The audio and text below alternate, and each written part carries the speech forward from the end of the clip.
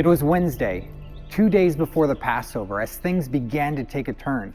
Jesus had recently raised his friend Lazarus from the dead, and while some began to believe in him, others departed like spies to the Pharisees to report what they had witnessed.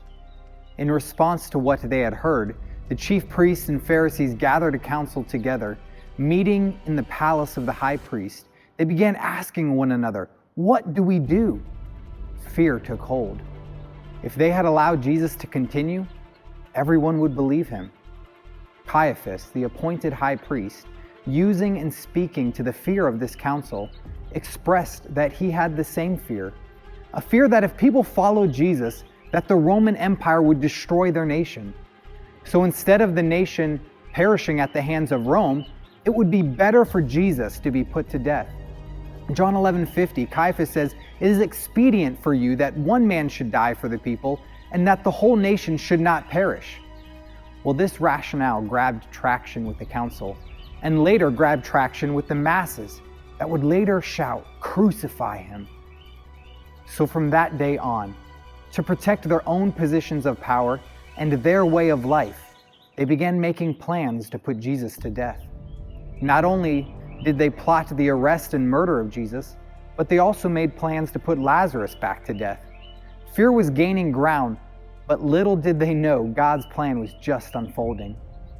This was not an irrational decision by the Sanhedrin, nor was it an impulsive one. Instead, it was meticulously thought out. Fear, anger, greed, and self-preservation motivating the premeditated murder of our Lord.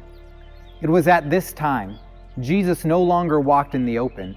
Instead, he went to the region near the wilderness, to a town called Ephraim, where he would spend his last few days with his disciples. The chief priests and Pharisees had given orders that if anyone knew where he was, they should let them know, so that they might arrest him. As the Passover drew closer, people wondered, what had happened to Jesus? Where is the rabbi? Was that the last they would see of Jesus? Had their Messiah left them? It wasn't long after that one of his own disciples, Judas Iscariot, went to the chief priest and asked, "What will you give me if I deliver him over to you?" And they paid him 30 pieces of silver.